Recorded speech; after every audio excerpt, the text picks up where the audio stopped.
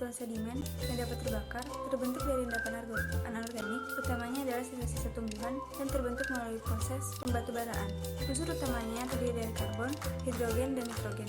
Batu bara pun merupakan hasil dari akumulasi tumbuh-tumbuhan pada kondisi lingkungan pengendapan tertentu yang telah dikenai oleh pengaruh-pengaruh sedimentari dan post-sedimentari. Faktor pembentuk batu bara.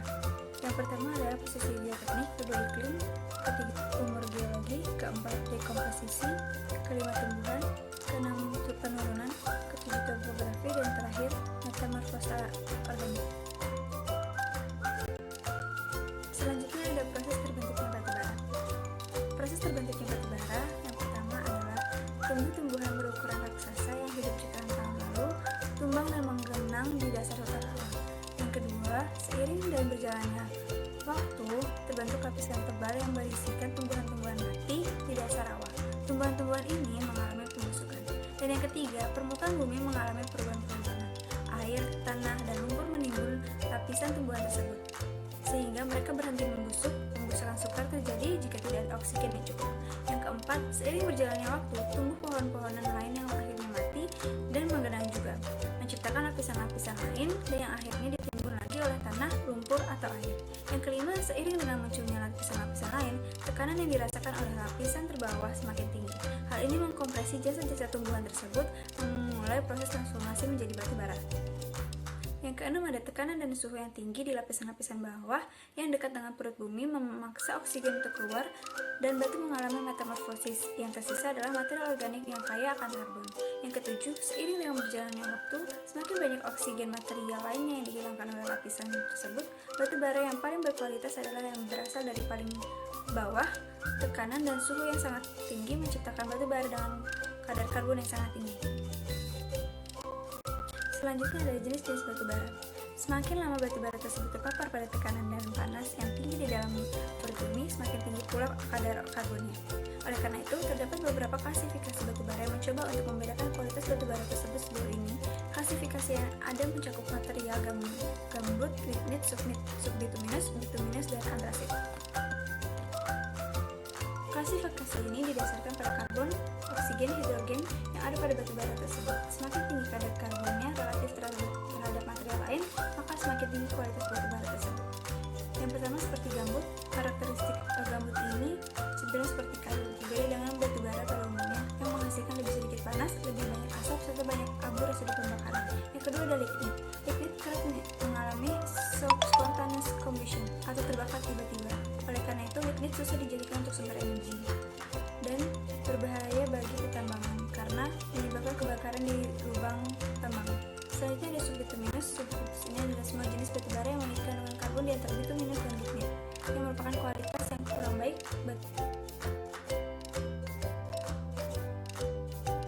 Pengertian room and pillar. Room and pillar merupakan sistem penambangan bawah tanah untuk endapan batu bara dengan blok-blok persegi. Ukuran pillar diperhitungkan berdasarkan berat overburden di atas penggalian dan batuan di sekitar penggalian.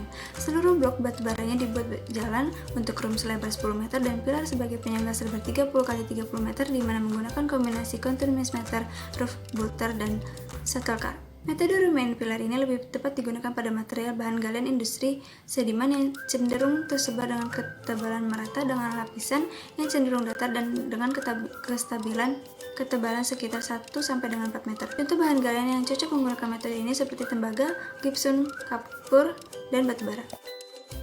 Cara penambangan room and pillar. Room and pillar mengandalkan endapan batu bara yang tidak diambil sebagai penyangga dan endapan batu bara yang diambil sebagai room. Pada metode ini, penambangan batu bara sudah dilakukan sejak pada saat pembuatan lubang maju. Selanjutnya, lubang maju tersebut dibesarkan menjadi ruang dengan meninggalkan batu bara sebagai tiang penyangga.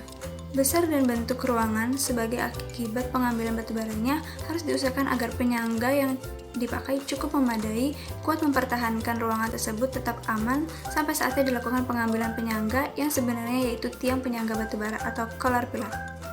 Dari metode room and pillar. Yang pertama, lingkup penyesuaian terhadap kondisi alam penambangan lebih luas dibandingkan dengan sistem lorong panjang yang dimekanisasi. Yang kedua, mampu menambang blok yang tersisa oleh penambang sistem lorong panjang karena adanya patahan. Yang ketiga, ada dapat melakukan penambangan suatu blok yang berkaitan dengan pelindungan permukaan.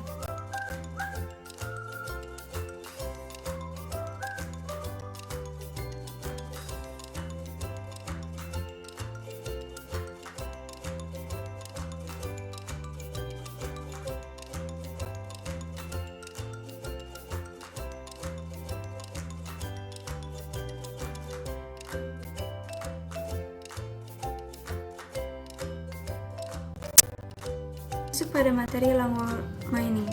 Longwall mining adalah suatu sistem atau metode penambangan bawah tanah pada suatu deposit atau umumnya batu bara dengan membuat lorong-lorong panjang yang digunakan pada deposit yang datar, tipis, dan berbentuk tabular. Biasanya untuk kemiringannya landai, mekanisme pengambilan batu bara, pengangkutan dan penyanggaan menjadi mudah sehingga dapat meningkatkan efisiensi pengambilan batu bara karena dapat memutuskan front kerja, panjang lorong yang dirawat terhadap jumlah produksi batu bara menjadi pendek.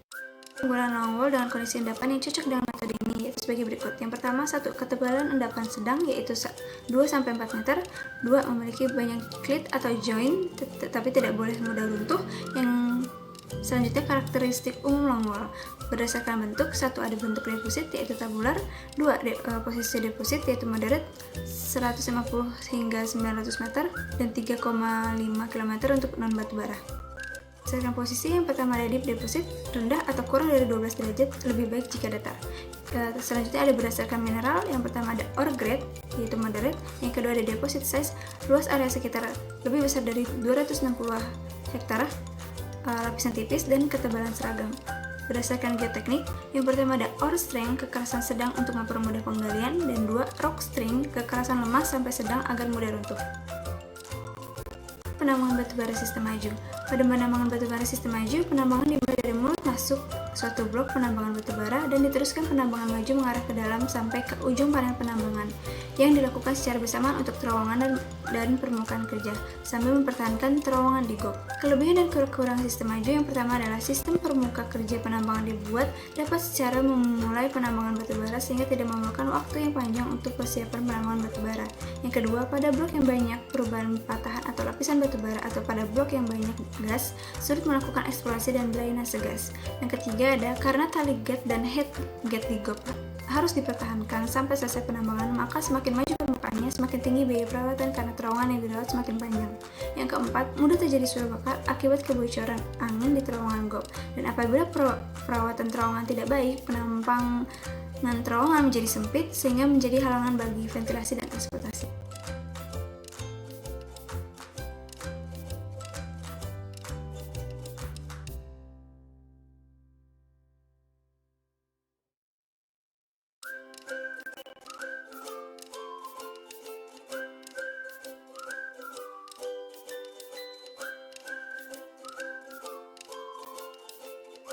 Metode penambangan batubara sistem mundur. Pada penambangan batubara sistem mundur, pertama digali simmerut dari mulut masuk ke blok penambangan dan pada waktu terowongan tersebut mencapai garis maksimal, dibuat permuka kerja sepanjang garis batas tersebut untuk memulai penambangan batubara menuju mulut masuk.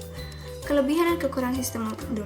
Yang pertama, satu waktu yang diperlukan untuk persiapan terowongan penambangan batubara sangat lama. Yang kedua, dapat mengetahui kondisi lapisan batubara pada tahap penggalian maju serta dapat melakukan drainase gas pada daerah yang banyak emisi gas atau semburan gas sebelum penambangan batubara.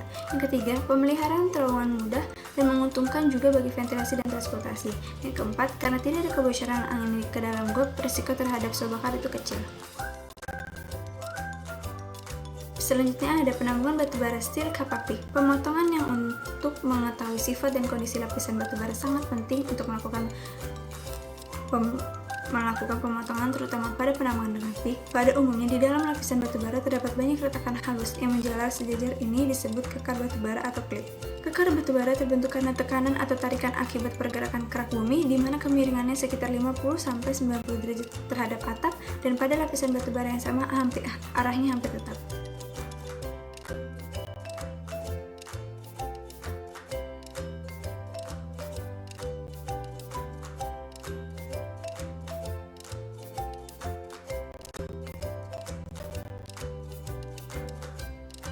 Antara kekar batubara dan permuka kerja ada 3 macam. Yang pertama, 1. Pada kekar yang sejajar permuka kerja, batubara menjadi lunak sehingga baik penambangan maupun penggalian maju menjadi mudah. Yang kedua, pada kekar yang tegak lurus, permuka kerja menjadi keras sehingga sulit digali. Yang ketiga, sedangkan pada kekar yang membentuk sudut tertentu terhadap permuka kerja, kemudahan penggalian berada di tengah-tengahnya. Yang keempat, pada penambangan dengan pik atau plong antara kekar sejajar dan kekar tegak lurus terhadap perbedaan yang besar dalam hal efisiensi penambangan batubara. Batubara steel kapal peledakan, yaitu menggunakan peledakan untuk menambang batubara berarti mengundang akibat buruk seperti bahaya peledakan mengeluarkan gas atau debu batu bara, meningkatkan fine coal, dan membuat buruk kondisi atap permukaan kerja. Bersama itu, manajemen bahan peledak juga dapat menjadi penting dari segi keamanan. Sehingga pemilihan metode ini harus dilakukan dengan hati-hati. Apabila akan memakai metode ini, usahakan menghindari akibat buruk atau terdiri dari metode yang menggunakan peralatan dan mesin pemotong yang lain tidak cocok untuk digunakan.